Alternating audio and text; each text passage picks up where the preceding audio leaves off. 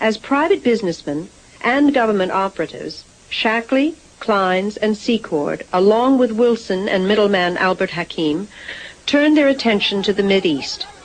They supplied arms to Mideast governments while skimming off huge profits into hidden bank accounts around the world.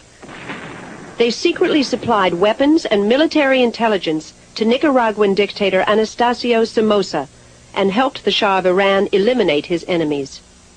There is an early bond between Iran and Nicaragua. The bond is this secret team of men. So throughout that period from October of 1977 to December of 1978, this secret team has two major operations, one to support the Shah, the other to support the right-wing dictator Anastasio Somoza in Nicaragua. This was their world at that time. The Shah collapses in December of 78, and Anastasio Somoza collapses in July of 1979.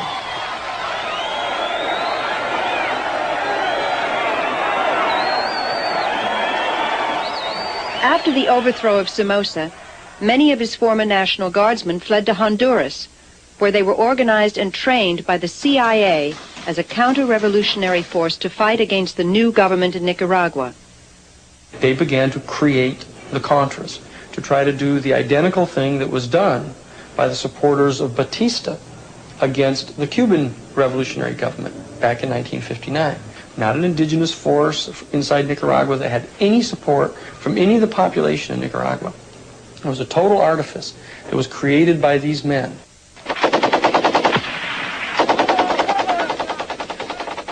These are young men and women who gave up everything they had, and they fled a totalitarian communist regime.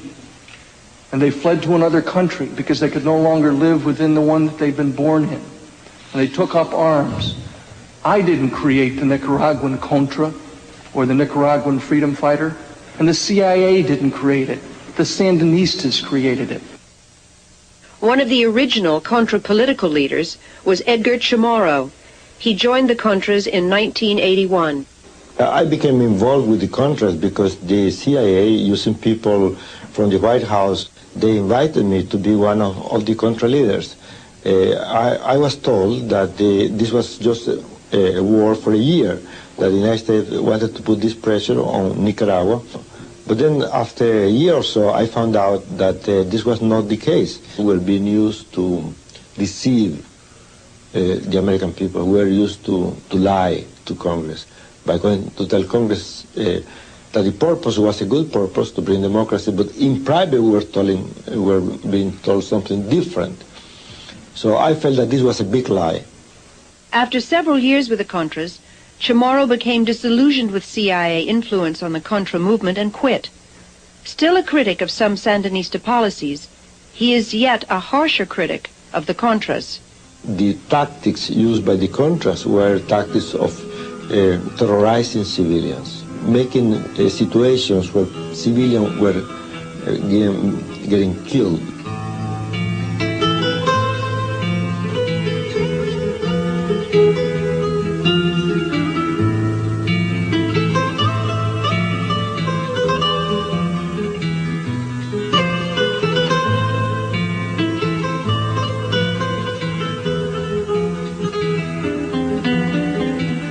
In Nicaragua, under President Reagan, they are in fact giving the Contras written instructions in violence and destabilization. The target is the people. The social and economic infrastructure is what you're hitting at.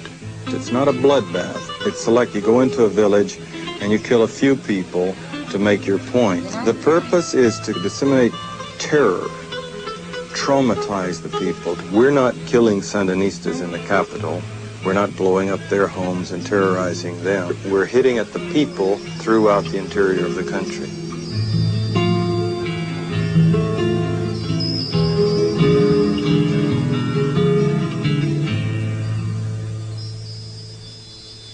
In addition to the terrorist tactics used by the Contras, there was corruption.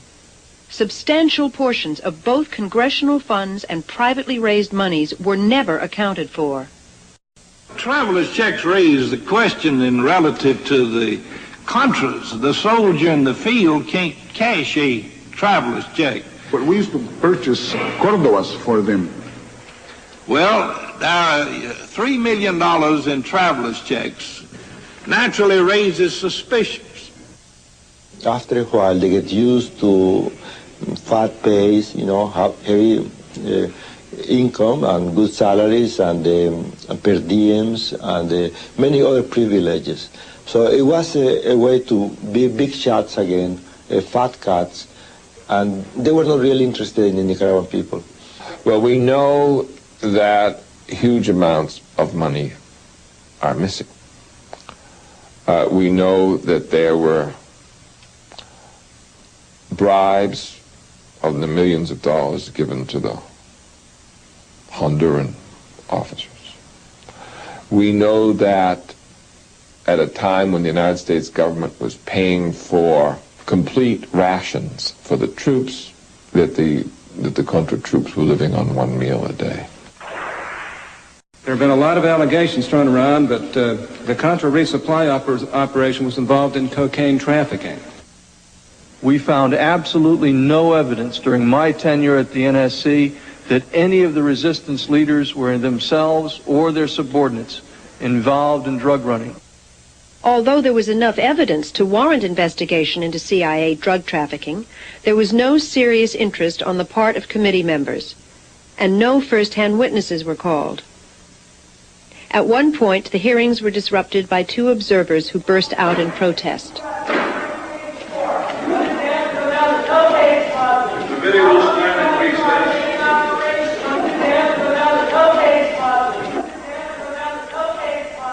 The video will stand in recess. For these actions, the protesters were handed down stiff jail sentences of over a year each. They never got into drugs. Even though it kept coming up in their face, they had got declassified a lot of memos from Robert Owen in which he was telling Oliver North that there were Contra leaders who were involved in the drug traffic. The only questions they allowed him this was to sort of smooth it over or to blame it on somebody else. A news program over the weekend suggested that Rob Owen, who testified earlier, was involved in drug smuggling. Now, is there any truth to that? Can you shed any light for us on that subject? Absolutely false. Mr. Owen is the last person, perhaps right beside me, that would ever be engaged in those kinds of activities. In the early 1980s, when the CIA was working to establish a southern front in Costa Rica in the war against Nicaragua, a relationship was established with John Hull, an American rancher living in Costa Rica. There is mounting evidence that the airstrips on Hull's ranch became not only a delivery point for illegal Contra weapon shipments from the U.S., but were also used for transporting cocaine into the United States. You have CI bases in Costa Rica and Honduras. You have airplanes flying back and forth continuously, landing at bases in the United States where they don't have to go through regular customs, with the CI escorting the people in and out in a certain laissez-faire in the attitude at best of the customs, if there is, any customs representation there. So it's a dream situation for drug smugglers.